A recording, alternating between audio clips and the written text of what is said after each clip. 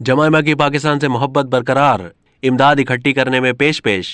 Chairman PTI Imran Khan की साबका अहलिया बरतानवी फिल्मसाज जमायमा gold Smith ने फंड रेजिंग डिनर में पाकिस्तानी मुतासिरीन सैलाब के लिए 4 करोड़ से ज्यादा इमदादी रकम इकट्ठी कर ली। जमायमा ने पाकिस्तानी मुतासिरीन सैलाब की मदद के लिए दिल खोल कर अपना हिस्सा डालने वाले तमाम अफराद का शुक्रिया अदा किया है।